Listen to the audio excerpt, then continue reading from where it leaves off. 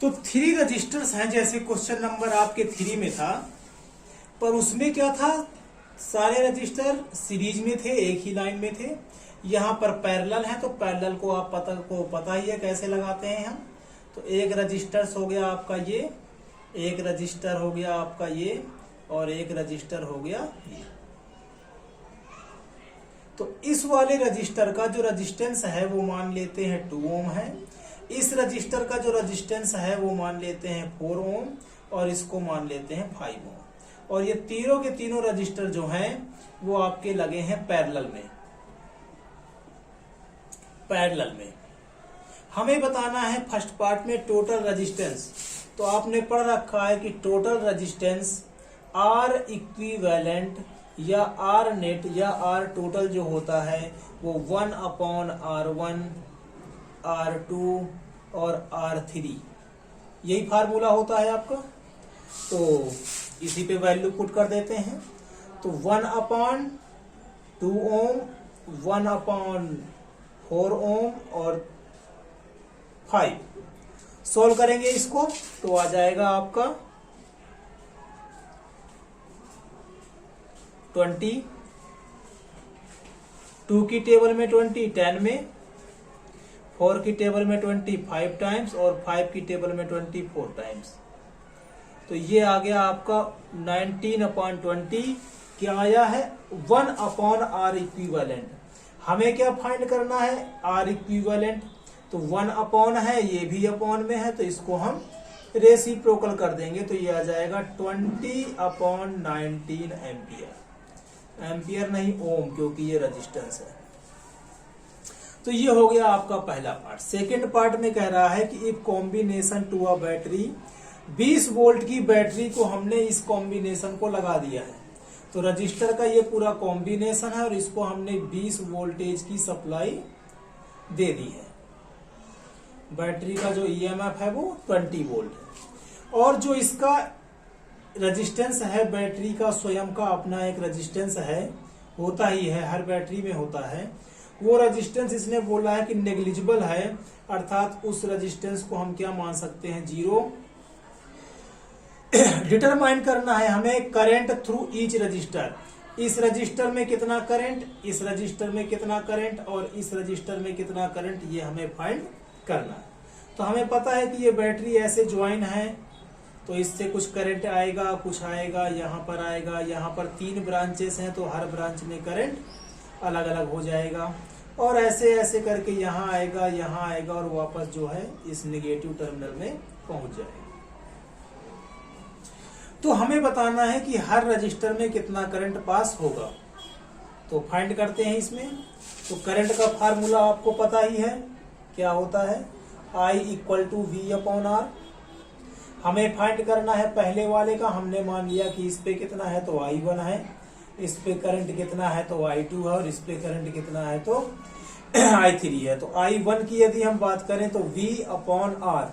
R क्या है, पहला वाला R1। V क्या होगा, सबके लिए सेम, देख सकते हैं सारे के सारे पॉइंट इसी से अटैच हैं, इसी से अटैच हैं। तो यदि ये आपकी 20 वोल्ट की बैटरी है, तो यहाँ पर 20 मान लीजिए, और यहाँ पर 0। तो 20 20 20 20 20, तो यहाँ पर भी कितना हो गया, 20। यहाँ पर भी कोई रेजिस्टेंस नहीं है, तो यहाँ पर भी 20, यहाँ पर भी 20। क्यों, क्योंकि यहाँ पर कोई रेजिस्टेंस नहीं लगा है जो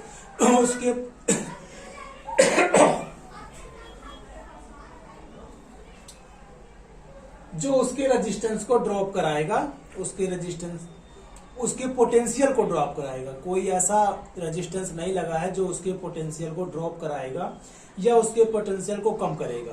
ज्यादा तो वैसे भी नहीं करता। तो यहाँ पर भी 0 0 0, यहाँ पर भी 0, यहाँ पर भी 0, यहाँ पर भी कोई रेजिस्टेंस नहीं है तो 0, यहाँ पर भी नहीं है तो 0।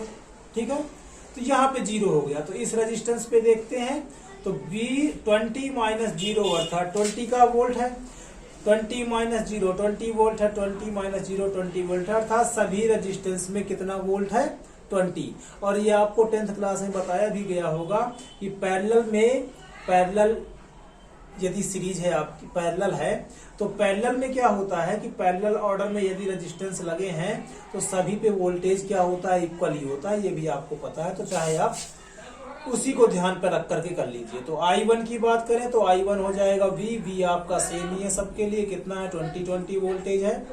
R1 कितना है, तो R1 आपका 2 है, तो कितना आ जाएगा, ये 10 एम्पियर आ जाएगा। इसी तरह से I2 की बात करें तो I2 कितना है, तो आपका वोल्टेज सेम है, रेजिस्टेंस आपका 4 है, तो ये आ जाएगा इतने एम्पियर। और इसी तरह से I3 की बात करें तो I3 हो जाएगा आपका V/4, V/R, V सबका सेम ही है तो इसका भी V ही रहेगा। V कितना है 20 है, और R3 कितना है तो 5 ओम का है, तो ये हो गया ये, तो ये आ गया 4 एम्पियर। फिर उसने पूछा कि total current drawn from the battery, battery से कितना करंट जाएगा टोटल, हमें ये बताना है। तो जो I टोटल होता है तो हमें पता है कि जो I टोटल है, तो ये जो I है वो 3 ब्रांच में बटा हुआ है, यदि तीनों का एक साथ कर दें तो वही क्या हो जाएगा, आपका I टोटल हो जाएगा, क्योंकि जितना यहाँ पे होगा उतना ही यहाँ पे। तो बैटरी से कितना करंट निकल रहा है वो I टोटल कितना हो जाएगा, तो तीनों ब्रांचों में जितना था वही हो जाएगा। तो I1 plus I2 plus I3 कितना हो जाएगा 10, 5, 4, तो ये आ गया आपका 19 एम्पियर। ये हो गया आपका I टोटल। तो एक तो आप इस मेथड से भी इसको कर सकते हैं, यदि आप I टोटल को किसी दूसरे मेथड से करना चाहते हैं तो ये आपका सेकंड मेथड होगा। इसमें आप क्या करते हैं, तो I इक्वल टू होता है V/R, तो I फाइंड करना है। वोल्टेज हम देख लेते हैं टोटल, तो टोटल कितना वोल्टेज है 20 का, और रेजिस्टेंस भी देख लेते हैं हम टोटल, तो टोटल कितना रेजिस्टेंस है आपका 20/19 का। तो ये कहाँ पहुंच जाएगा आपका, इधर 20 से 20 कैंसिल, तो ये भी कितना आ जाएगा 19 एम्पियर। तो इस मेथड से भी आप कर सकते हो, या आप पहले इस मेथड से I फाइंड कर लेते और उसके बाद आप वोल्टेज को I टोटल निकाल लेते और उसके बाद आप पार्टीशन भी कर सकते हो। तो जैसा भी आपका उचित समझो आप उस तरह से कर सकते हैं।